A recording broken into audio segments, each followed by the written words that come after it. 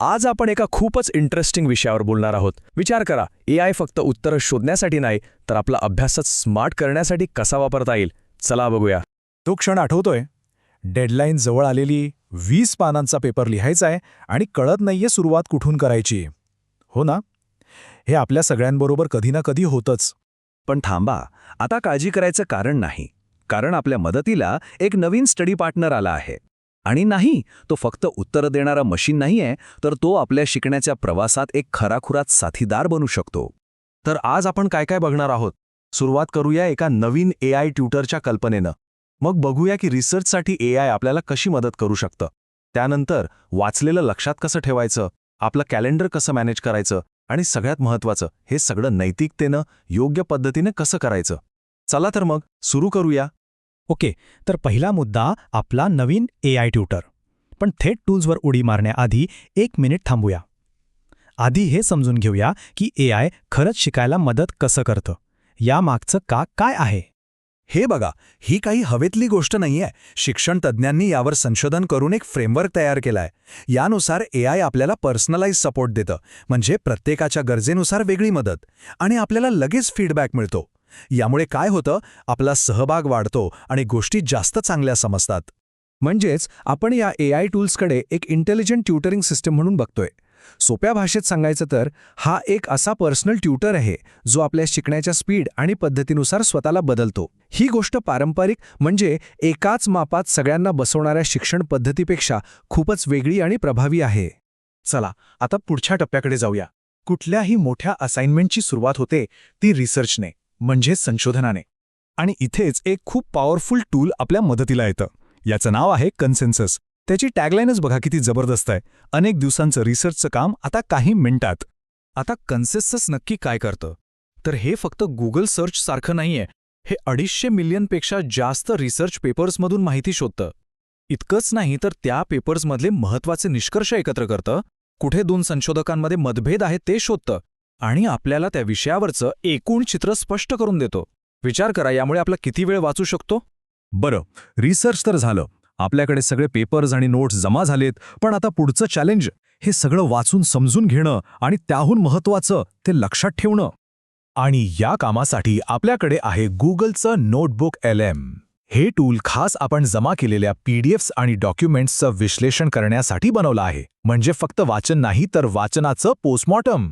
Notebook LM काय जादू करतं, तर ते तुमच्या PDFsमधून आपोआप सारांश तयार करतं, त्यातले महत्त्वाचे शब्द ओळखतं, आणि एवढंच नाही तर त्यावर आधारित परीक्षेसाठी संभाव्य प्रश्नसुद्धा तयार करून देतं. एक प्रकारे ते तुमच्यासाठी एक कस्टम स्टडी गाईडच बनवतं.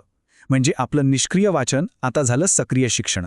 ठीक आहे, नोटबुक LMमुळे आपल्याला विषय तर समजला, पण समजलेलं सगळं लक्षात राहीलच असं नाही, बरोबर?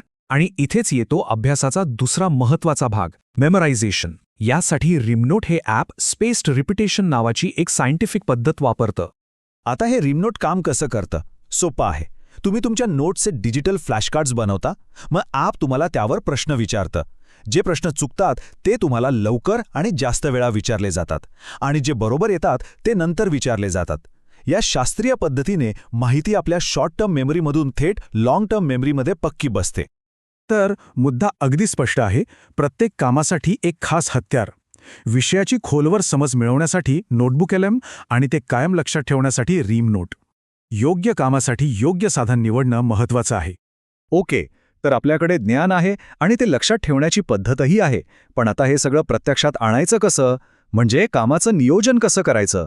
कारण एक चांगली योजना नसेल तर सगळी मेहनत वाया जाऊ शकते. चला आता यावर बोलूया.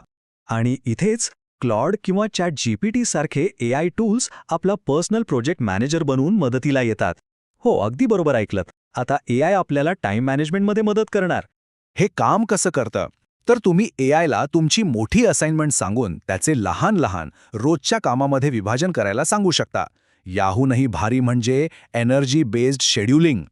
म्हणजे दिवसाच्या ज्या वेळेत आपण सर्वात जास्त फ्रेश आणि फोकस्ड असतो, तेव्हा सर्वात कठीण कामं करायची. आणि हो, जर एखाद्या कामाचा कंटाळा येत असेल तर त्यावर मात कशी करायची याच्या स्ट्रॅटेजीजसुद्धा AI आपल्याला सांगू शकतं.